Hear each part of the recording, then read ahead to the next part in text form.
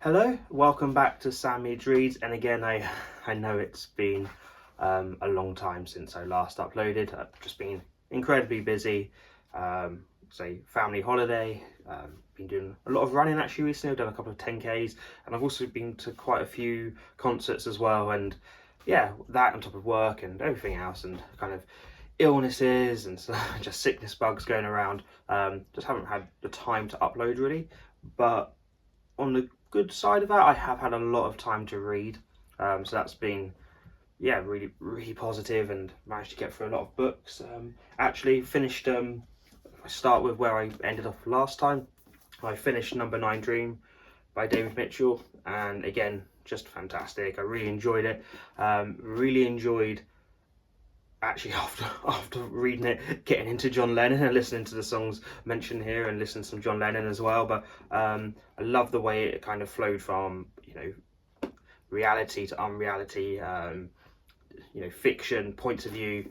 Just really good. Really enjoyed it. Such a unique writing style, and there was actually a point, and it will lead on to a book that I read after this one, but there's a point where he has a fictional conversation with John Lennon about the song Number 9 Dream, and how John Lennon then talks about how Number 9 Dream as a song is almost a response to Norwegian Wood as a song. I said I haven't explored that part too much, but what kind of got me thinking is David Mitchell always cites Haruki Murakami as a massive influence, and I wonder if this book is a response actually to the book Norwegian Wood by Haruki Murakami, which I haven't actually read, but I did decide as one of the other books I've read in the last month or so to read Haruki Murakami's Hear the Wind Sing and Pinball 1973, which are his first two novels. They're described by him as his kitchen table novels, as he was working other jobs and was writing at night at his kitchen table. These two novels, and they're also part of a section of books of his about a character called the Rat. Enjoyed these more. I enjoyed the writing style. I enjoyed the flow. I enjoyed the pattern of the prose. There was a nice rhythm to it. Story-wise, there's not really much story here. I have to say, I probably enjoyed the first one, Hear the Wind Sing, much more than Pinball 1973, which I kind of, again, you got you into the characters' heads, but wasn't my favourite read. I didn't really, really get the point of it, which actually I think one of the characters says to him, he says his old teacher used to say, like, you know how to make an argument, you structure it well, you can write well, but you've got nothing to say. And I do maybe feel like with a couple of these novels that might be part of the point here as well, which is it shows incredible talent, but without too much to say at this point. So I am going to continue reading Murakami because I did enjoy it, but yeah, more kind of mid-level reads for me, not up there with, say, actually I thought this Number 9 Dream was more of like a 5-star read, where this one not so much. Moving on from that, I think I said, obviously I mentioned I've been on holiday recently, and one of the things I said on my last video was like I'd do the top 5 beach reads, but I kind of thought that's what I ended up doing with that was I was going to pick books which I feel like you don't really have to think too much to read, and I thought it might just offend some people, but I did read a very good book whilst I was on holiday, and that was Tripwire by Lee Child, part of the Jack Reacher series. I'd read Killing Floor before, which and then I hadn't read anything else, even though weirdly I've got a ton of these. People either won them as prizes and gave them to me because they know I read, or I'd be in Tesco's, and because I knew I'd read one, and it'd be like, I'll get 2 for £8. I was like, I want this book, and I don't really know what else to buy. Oh, there's a Jack Reacher book. I know I've read one of them. I like that, and I'd always get one. So I seem to have amassed a lot of them. This is the third one, so I've missed the second one. I've not read that, but I think you can read them in kind of any order. They're all pretty standalone, and yeah, I really enjoyed it. I thought it was a really well-paced thriller. It's one of those ones, easy to, I think, as a literary critic or a kind of snob, to look down upon thrillers like this, but it's one of the reasons like I also quite like the Dan Brown books. So yes, there's a formula, yes, you know, the characters are very archetypal, but they're written so well, and they do get you. They are page turners, and this was a page turner for me, and I really enjoyed it, and say perfect for sitting around a pool in the heat when you've got a spare hour to kind of to thumb through it. So I really enjoyed that one. Yeah, so I don't want to come across too snobby by saying it's a beach read, but actually it's just a really effective thriller with likeable characters. So enjoyed that one as well. After that, I've read Tales from the Cafe, which Toshikazu Kawaguchi, might have butchered the name, I hope not, but yeah, I read obviously the first one, which is Before the Coffee Gets Cold, and I went into that one with really high expectations. Loved the idea of it, about a cafe where people can go, you sit at a table, it's a certain table, there's rules behind it, you drink your coffee and you go back in time to whatever moment, but you have to stay on the seat in the cafe. You can only interact with people who were at the cafe at that time. Yeah, lots of other rules around it, and I really enjoyed the other one. As I say, I thought it was a great read, but then there was just something missing to it, like an overall kind of, you know, message or a plot, just something to bring it, the disparate stories all together. When actually this is what this one does. It seems to bring all those disparate stories from the first one and this one all together at the end. And actually I found it a much more enjoyable book, and much more emotional as well. And yeah, really enjoyed this one. And I think read together the first, so Before the Coffee Gets Cold and then Tales from the Cafe, I think are really very good. Read together though, so I do recommend, if you've read the first one, weren't quite, you know, kind of enjoyed it, but you know, maybe left like me a little bit disappointed, this one more than makes up for it. So yeah, Tales from the Cafe, definitely recommend that one as well. And then moving on, so I said it was a big reading month for me, and the last book I finished this month was The Well of Ascension by Brandon Sanderson. So this is the second book in the Mistborn trilogy for the first era, because I know that there's then like a time jump and it's another like 3 or 4 books, and all part of his kind of larger universe, the Cosmere. So Well of Ascension is very much, so my experience with Well of Ascension, which is, so I kind of get like this is where he wanted to start when I've heard Brandon Sanderson talk about Mistborn, about how he always wanted to ask the question, like, you know, kind of like Star Wars or any kind of big fantasy, is like you've got this emperor ruling over things. What happens when you dethrone the emperor? What happens next? Like, you know, you have the big celebration, but what happens after? And that's where this book really takes off, which is you've had don't want to spoil, you know, the first one too much, the Final Empire too much, but yeah, after the events of the Final Empire, what happens next? And in typical, I think, Sanderson style, for me in particular, it's a slow burn to begin with. I always find that, you know, I struggle in a way to, not struggle in terms of I'm not enjoying it, but I struggle to read it fast. It's not good for me to get back a lot of the time. Like, you know, for maybe the good 400 pages of like a 600-page book, I find I'm, you know, reading it, and it's because there's lots of different characters, so you're jumping from story to story, and you're kind of getting it set up again. You'll get,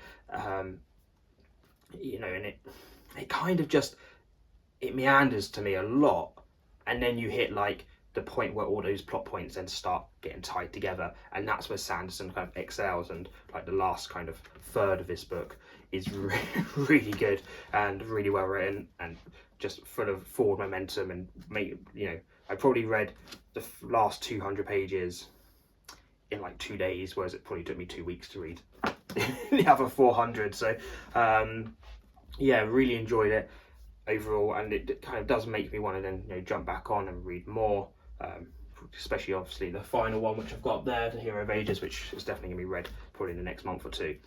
But yeah, I enjoyed it. I find, you know, there's sometimes I felt like Sanderson's maybe a bit too on the nose with his writing, a bit too like, this is exactly what this character was feeling, and you kind of like, yeah, let me figure that out, let me, you know, you don't have to maybe a bit over explained, but overall, in terms of plot, in terms of the actual characters and character development, really good. And there's some incredibly interesting characters, and I still love the magic system, the idea that when you ingest metals and you can burn them, and that's how your power is limited, or how you can use certain powers.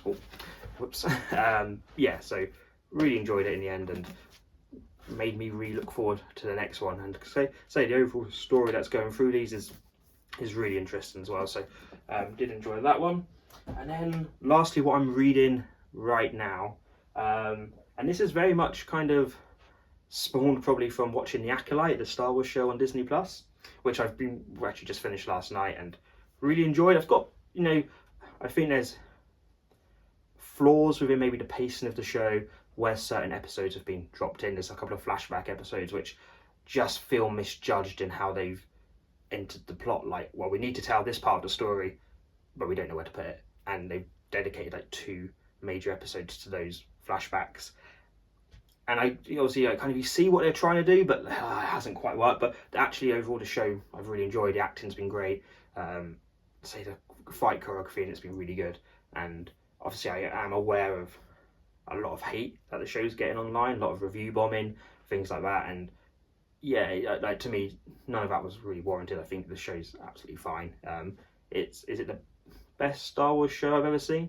It's tough because I'd also say like at the moment Andor is one of the best Star Wars shows I've watched, but it doesn't really feel like Star Wars. It could kind of happen in any universe, and this one I feel does actually feel a bit more like Star Wars. But you know, so anyway, I digress. The reason I mention it was because it got me back into reading some of the High Republic. I'd read, I think again, this is where like reading Star Wars to me seems really tricky.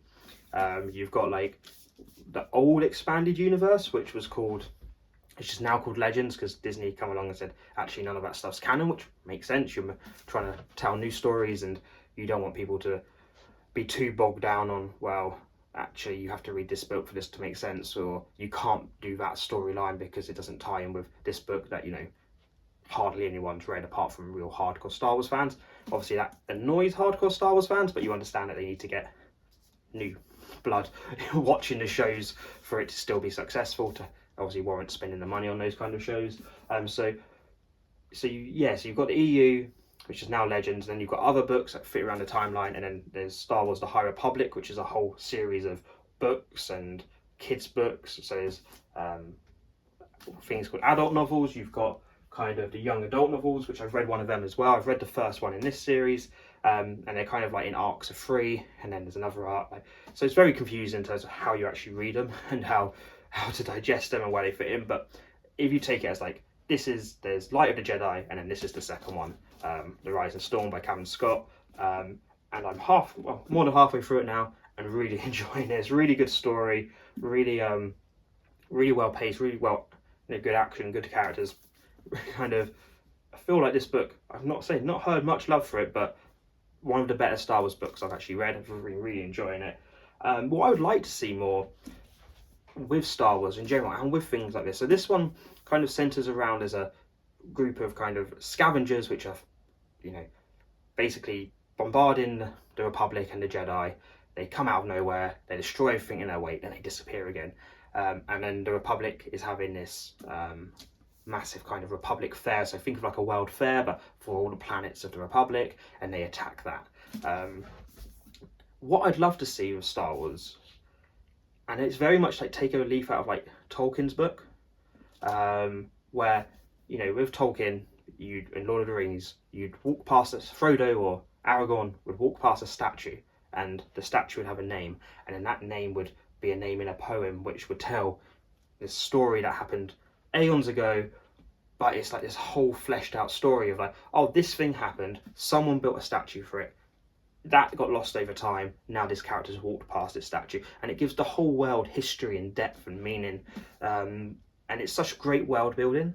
What I'd love to see is stuff like when they make, you know, a world fair that gets destroyed in the High Republic, then have a TV show where they visit that planet the world fair was on centuries later, and it's all ruined, it's all, you know, and you've got like almost like an, you know, the way in Jurassic World they find the old Jurassic Park film, but it's like, oh, there's layer in that little bit of history which makes the world richer in the TV show, in the like that you're showing in the present, that then lets people want to go back and read these stories in the past, as opposed to them everything feeling maybe a bit more separate, like, oh yeah, this is just a story which you can read or not read, or, you know, you don't need to know the ins and outs of, you know, the Bay of Larian in Lord of the Rings. So you know, you don't have to read everything about Beren and Luthien or the Children of Húrin. You don't need to know that stuff when you watch or read Lord of the Rings,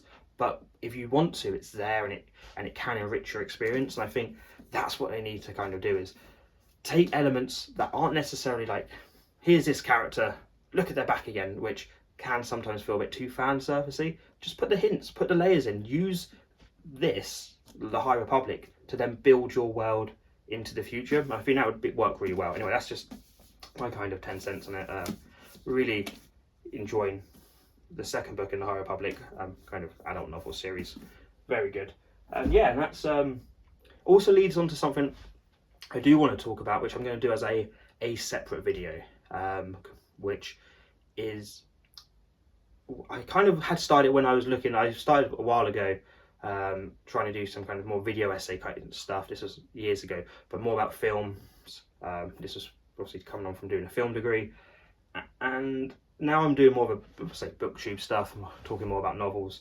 And with the Acolyte and with reading this book, there has been this like kind of idea I want to kind of flesh out, and I'm going to probably do as a video essay, so something completely different, but for this channel, and that's going to be looking at canon and what I think is a problem in modern day kind of consumption of stories, and how we look at like what's canonical and what's not, and how, and Star Wars is such a great example of this, which I really want to go into, and yeah, and just have a little look at that, and how I think sometimes with that kind of shift in canon, that's where you get these kind of really negative responses to certain shows or to certain books. And yeah, I just want to kind of look into that, and yeah, and see, and basically put my viewpoint across about that. But that'll be for next time. Thank you so much if you've watched all this video. Thank you for clicking on it again. I know it's been a long time. Like I said, I've got a lot of reading done, and yeah, I don't know whether I might just slow up what let's say, and try and mix up, so a monthly reading update, so I'm not putting pressure. Again, I always want, when I'm doing this and when I'm reading, to be fun and for me, and so I don't want to be like, oh, I need to read a book so I can do a video. And I also don't want to be there going, I need to make a video because I haven't done one. I want it to be like, no, I've got something to say, I want to talk about this stuff, I'm ready to, and yeah, just do it in my own time. So sorry if there's not like a more frequent upload or a kind of more schedule to it, but I'll try and do as many as I can. But I've got an idea I really want to work on. That might take a bit of time to fully do, but thank you so much for watching this video. If you can, like and subscribe to the channel. I think that helps, apparently. But no, hope you have a great week, and I'll see you next time. Thanks a lot.